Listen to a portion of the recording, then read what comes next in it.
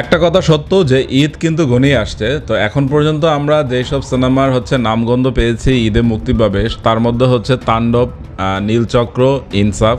তো এই তিনটি সিনেমা মোটামুটি ক্লিয়ার যে না, তারা ঈদেই মুক্তি দিবে।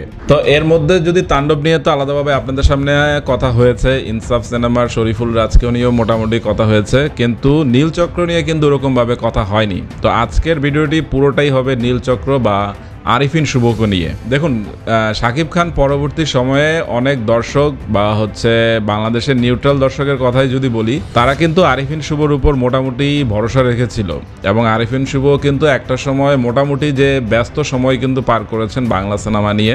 অবশেষে আরিফিন শুভ তার নীলচক্র সিনেমা মুক্তি দিতে চাচ্ছেন কোরবানি ঈদে। তো আসুন নীলচক্র নিয়ে কিছু কথা বলা যাক। নীলচক্রের মাত্র 18 সেকেন্ডের একটি টিজার আরিফিন শুভ তার ফেসবুকে শেয়ার করেছেন। তো এর পরপর আমি বাংলাদেশের যত মুভি লাভার গ্রুপ আছে মোটামুটি সেখানে দেখেছি শুভকে নিয়ে মোটামুটি একটি হইচই পড়ে গেছে, যে সবাই মোটামুটি শেয়ার করছেন। তো বাংলাদেশের এই মুভি লাভার গ্রুপটি প্রায় 1 মিলিয়নের পরিবার। তো সেখানে কোনো একটি সিনেমা নিয়ে কথা বলা মানেই যে সিনেমাটি মোটামুটি বাংলাদেশের দর্শকদের মনে কিছুটা ছাপ ফেলেছে।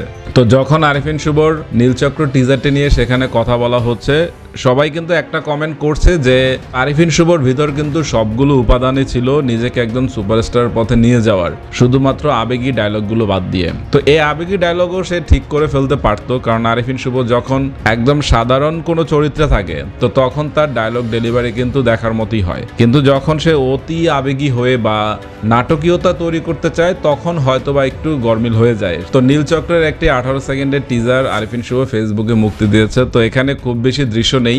আরিফিন শুভ একটি অনুসন্ধান রুমে একজনকে জিজ্ঞাসাবাদ করছেন এবং আরেকজনকে ধাওয়া করছেন। তো সব মিলিয়ে এই ছিল নীলচক্র আসছে। তাহলে তুই কিছু করছ নাই?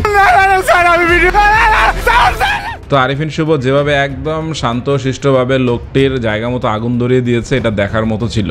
তো আরিফিন শুভ যদি এরকম বোল্ড ক্যারেক্টার কিন্তু কথাবার্তা বলবে একদম স্বাভাবিকভাবে, এরকম ভাবে পুরো সিনেমাটি দর্শকদের টান টান উত্তেজনায় জাস্ট বসিয়ে রাখতে পারে। আমার মনে হয় যে এই ঈদে আরিফিন শুভ জাস্ট বক্স অফিসকে খেয়ে দেওয়ার একটা চান্স তৈরি হতে পারে, কিংবা এই ঈদটি এমনিতেও জমবে, কারণ সাকিব খানের যেহেতু তাণ্ডব আছে এবং শরীফুল রাজের ইনসাফ সিনেমার ফার্স্ট লুক পোস্টারে কিন্তু দর্শকদের ভালোই লেগেছে এবং আরিফিন শুভ অনেকদিন পর কামব্যাক করছেন। তো সব মিলিয়ে বলাই যায় যে ঈদটি আসলে জমজমাটি হবে।